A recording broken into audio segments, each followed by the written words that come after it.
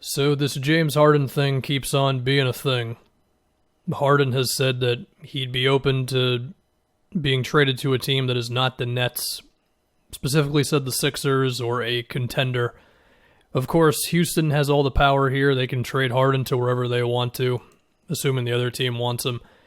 Could teams get freaked out because Harden maybe only wants to go to a couple teams? It's possible, but you never really know.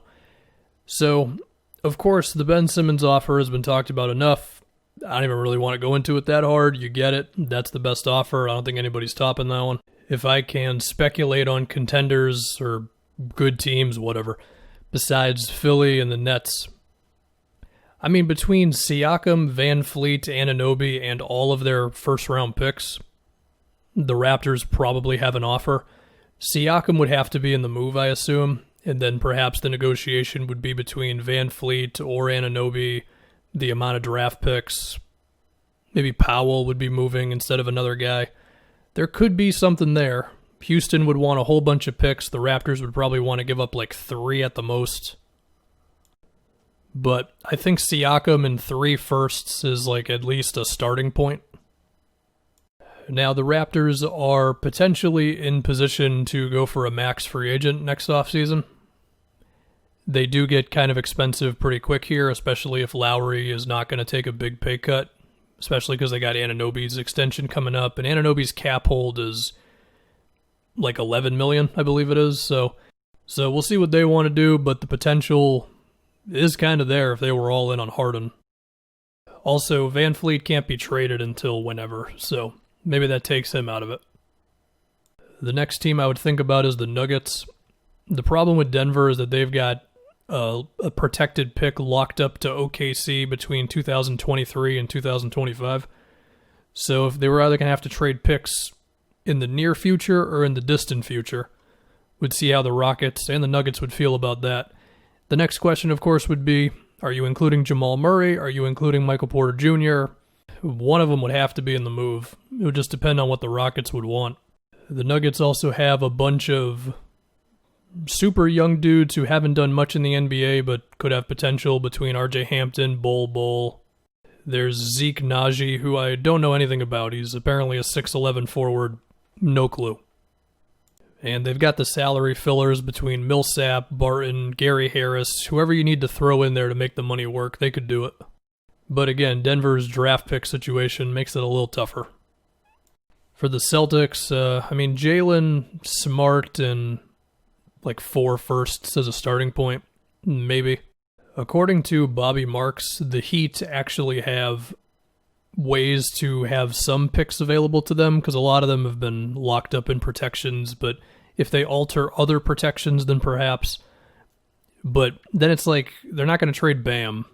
Well, maybe they would, but I don't think they would. And Tyler Hero was probably going to be really good, but is he enough for the centerpiece of a Harden move? You're probably going to need another player. Would the Mavs try to swoop in out of nowhere and have Porzingis as the main piece of a trade? I mean, maybe, but between Porzingis' injury stuff and the fact that the Mavs have picks going to the Knicks, they probably don't have enough. I feel like I'm kind of already out of playoff teams. The Bucks have given up all their picks for Drew Holiday. The Clippers don't have any picks. The Lakers don't have a move. The Jazz aren't going to trade Donovan Mitchell. I don't think Indiana has a move or would really think about putting a move together for Harden. I'll mention the Warriors in this whole thing as I have already before in whatever videos. I mean, they would probably need Wiggins in the move to make the money work. Wiseman, the Wolves pick. It's something, but I need convincing that Wiggins is really good for me to pay him the money I'd have to pay him for making that move happen. So for the sake of it, let's speculate on teams that are not that good, because why not? Would the Kings offer like Bagley, Buddy Hield, and 5 firsts? Would they offer De'Aaron Fox and 5 firsts? Maybe the previous front office would consider this. I think their new GM is probably going to play it a little more safe. The Pelicans, of course, have a whole bunch of picks now between themselves, the Lakers, and the Bucks. Could Brandon Ingram and a bunch of picks be a good starting point for Harden? I feel like I've already mentioned the T-Wolves potential offer where it's like D'Lo, Anthony Edwards, and whatever else. I wonder if the Bulls would offer basically everything for Harden. Talking like 4 picks, Levine, Patrick Williams, is Wendell or Markkanen in there? Kobe White's probably in there. I don't think the Bulls would actually do it though. Would the Knicks go wild? I don't think so. I feel like they've proven that they are okay with having this be a slower process of a rebuild. Which, granted, they've said that before and then they've found ways to mess it up. But we can believe in the new people running the Knicks for now, right? I mean, they made a pretty savvy move on draft night where they swapped picks a million times and ended up the better for it, I believe. They also got extra picks for taking on Ed Davis, which is something they said they were going to do. So it just seems like the Knicks aren't going to go all in. Even if they do have the Mavs picks, the Clippers pick, and their own picks. I guess the other not good team who should be better this year is Atlanta. I mean, John Collins, Okongwu, they've got all their picks. I'm just talking for the sake of talking. That's not going to happen. So yeah, of all the teams I just mentioned, I really do feel like the Raptors are kind of the most interesting one where they might have the assets and it's just a matter of if they really want to do it. Anyway, if I can do a 180 a little bit here and talk about just this James Harden situation, just because I've talked about player empowerment before or whatever, maybe I'll do a video on this, I don't know. I think it's totally fine to want out. I think it's fine to have a trade request. It's fine to sign shorter contracts for the sake of one day signing the big one or just constantly giving yourself leverage.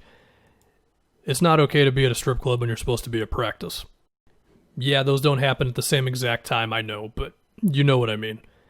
And I just hope this isn't going to be a trend. I mean, you could argue we were already kind of going in this direction. And, you know, to be fair, Harden at least reported today, I think it was. So it's not like the thing got completely out of hand. But for a couple of days there, it was pretty bad.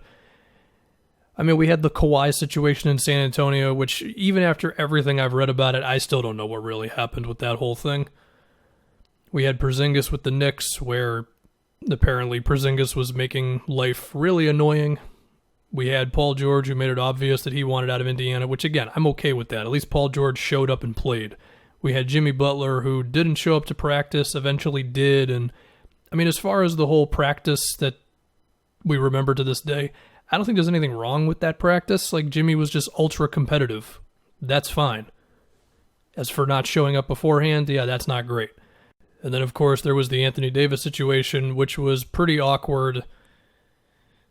I don't know. How do I feel about that? I mean, he stayed. He was pretty nice throughout the entire thing. It was obvious he wanted out. Is there anything wrong with wanting out, like I said earlier? I don't think so. So, what does that all mean? I don't know. But I think there's a line where, yeah, you can want out, you can ask for a trade, but you still got to honor your contract. You have to respect that you're employed by an NBA team.